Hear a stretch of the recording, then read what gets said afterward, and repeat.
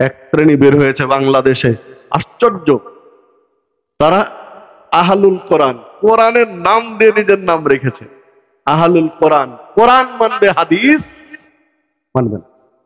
কেউ যদি মনে করে, কেউ যদি বলে, মুখ দিয়ে জেনে বুঝে যদি বলে যে আমি কোরআন মানবো, হাদিস মানবো না, হাদিস মানার দরকার নেই, তাহলে ও মুসলিম নয়, কাফের। বুঝাতে পারলাম কি?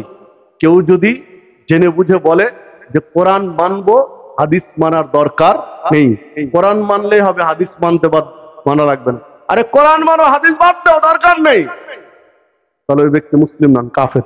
এটা কথা আমার নয়, সারা পৃথিবীর সালাফি বিদ্বানদের একই মাসালা, যে কেউ হাদিসকে অস্বীকার করলে সে কাফের, মুসলিম থাকে না।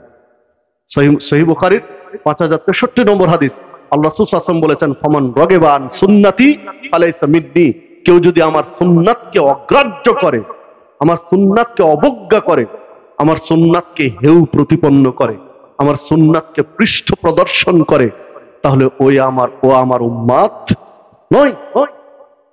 রাসূলের সুন্নাহকে অস্বীকার করলে, ইনকার করলে, অবজ্ঞা করলে, ট্রল করলে, তুচ্ছ তাচ্ছিল্য করলে সে উম্মত থাকে না। সম্মানিত উপস্থিতি, তো যে কথা বলছিলাম,